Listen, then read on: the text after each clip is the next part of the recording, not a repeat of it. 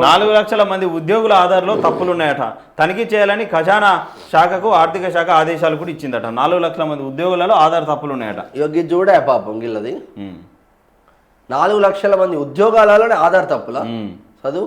రాష్ట్ర ప్రభుత్వ ఖజానా నుంచి వేతనాలు అందుకుంటున్న ఉద్యోగుల వివరాల్లో తేడాలను ఆర్థిక శాఖ గుర్తించింది. ఆధార్లో ఏ పేరు ఉంటే దానికే వేతనం చెల్లించాలని ఆర్థిక శాఖ అన్ని శాఖలకు వివరాలు అడిగింది. అక్టోబర్ నుంచి శాశ్వత తాత్కాలిక కాంట్రాక్టు పొరుగు సేవలు ఇలా అన్ని రంగాల ఉద్యోగుల పేరు ఆధార్ ఫోన్ నెంబర్లను సేకరించింది. ఇప్పటికీ కొన్ని ప్రభుత్వ విభాగాలు ఇంకా కొంతమందివి ఇవ్వలేదు. ఆ వివరాల సమర్పణకు బుధవారంతో గడువు ముగియనుంది. ఇప్పటి వరకు అందిన 10 లక్షలకు పైగా ఉద్యోగుల పేర్లను ఆధార్ ఫోన్ నెంబర్లను పోల్చి చూడాలని ఆర్థిక శాఖ భారత జాతీయ చెల్లింపుల సంస్థకు పంపగా మొత్తం 4 లక్షల మంది ఉద్యోగుల ఆధార్ కార్డులపై ఉన్న పేరుకు వేతనం పొందుతున్న రికార్డులో ఉన్న పేరుకు తేడాలున్నాయని తెచ్చింది. తేడాలున్న వివరాలన్నింటినీ రాష్ట్ర ఖజానా శాఖకు పంపి వీరందరూ బోగస్ ఉద్యోగులని చెప్పలేమని, కొందరి పేర్లు ఒక రికార్డులో ఒక రకంగా మరో రికార్డులో మరో రకంగా రాసే అవకాశాలు ఉన్నాయని సమగ్రంగా పరిశీలించాలని ఆదేశించారు. అవకాశాలు ఉన్నాయి. దాంట్లో ఎంతమంది బోగస్ ఉద్యోగులు ఉంటారో, బోగస్ ఉద్యోగులు ఎంతమంది ఉంటారో తెలియదు కదా. అది కూడా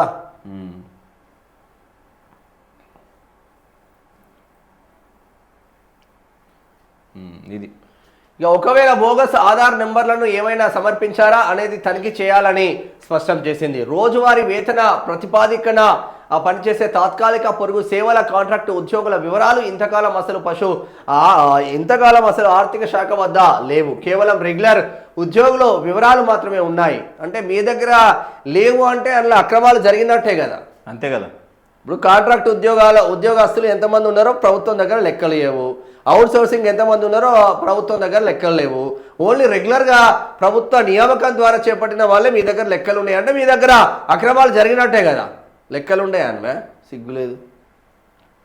ఆర్థిక శాఖ వద్ద లేవు. కేవలం రెగ్యులర్ ఉద్యోగుల వివరాలు మాత్రమే ఉన్నాయి. మిగిలిన వారి వివరాలు ఏ శాఖలో పనిచేస్తే ఆ శాఖ కార్యాలయం వద్దనే ఉన్నాయి. ఉదాహరణకు ప్రతి యూనివర్సిటీకి స్వయం ప్రతిపత్తి ఉంటుంది. వాటి వేతనాలు అభివృద్ధి పరిశోధకుల గ్రాంట్ పేరుతో ప్రభుత్వం బడ్జెట్ కేటాయిస్తుంది. వీటిని ఎలా ఖర్చు పెడుతున్నారనే వివరాలు ఆర్థిక శాఖకు ఏ యూనివర్సిటీ ఇవ్వడం లేదు. ఎందుకు ఇవ్వడం లేదు? మీ దగ్గర చిత్తశుద్ధి లేదు. పలు వర్సిటీలో తాత్కాలిక ఉద్యోగుల పేరుతో జీతాలు ఇస్తున్నారు. నిజంగా వారు ఉంటే పేరు, ఆధార్, ఫోన్ నెంబర్ను ఈ నెలాఖరుకల్లా సమర్పించాలని ఆర్థిక శాఖ ఆదేశించింది. ఇలా అడగడం తమ స్వయం ప్రతిపత్తిని ప్రశ్నించడమే అవుతుందని కొన్ని వర్సిటీలు అంటున్నాయి. కానీ ప్రభుత్వం నెల వేతనాలను నిధులు విడుదల చేస్తున్నందున ప్రతి కేటగిరీ ఉద్యోగుల వివరాలను ఇవ్వకపోతే ఎలా అని ఆర్థిక శాఖ ప్రశ్నించింది. వేతనాలు కావాలంటే ఈ నెల 31 కల్లా వివరాలు సమర్పించాలని ఆర్థిక శాఖ స్పష్టం చేసింది. ఈ ఆదేశాలపై కొన్ని ప్రభుత్వ సంస్థలు వ్యతిరేకత వ్యక్తం చేయడంపై ప్రభుత్వం ఆగ్రహం వ్యక్తం చేసింది. 4 లక్షల మంది ఉద్యోగాలలో ఆధార్లలో తప్పులు ఉన్నాయి. మరి నిజంగానే పేరు ఆధార్ ఒకటేనా? పేరు ఆధార్ మ్యాచ్ అయిందా? లేదంటే వేరే పేర్లు పెట్టుకొని వేరే ఆధార్ కార్డులు సృష్టించి ప్రభుత్వ ఉద్యోగాలు అప్పనంగా కొట్టేసి ఏమన్నా నడుస్తూ ఉందా?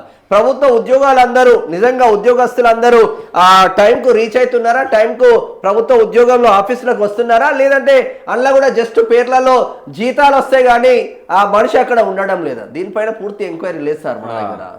మన దగ్గర వ్యవస్థనే లేదు. వ్యవస్థలు అన్నీ కరప్టెడ్ అయిపోయినాయి. ఒక్కసారి ఎమ్మెల్యేగా గెలిస్తే, ఒక్కసారి సర్పంచ్గా గెలిస్తే వాడు ఒక రేంజ్లో సంపాదిస్తున్నాడు. ఎట్లా వస్తున్నారని ఆయన ఒక్కొక్క సర్పంచ్. ఇప్పుడు మా ఊరే తీసుకుందాం. మా ఊరు తాడుచెర్ల. మా ఊర్లోనే 50 లక్షల రూపాయలు ఖర్చు అయింది ఒక్క సర్పంచ్ అభ్యర్థికి. ఒక్క సర్పంచ్ అభ్యర్థికి 50 లక్షల రూపాయలు ఖర్చు అయింది ఓపెన్గా. ఆయన జీతం 6,500. మరి 5 ఏళ్ళలో ఎంత చేసుకోవాలి సంపాదన? వస్తుందా అవి 50 లక్షలు కరెక్ట్ పోతే?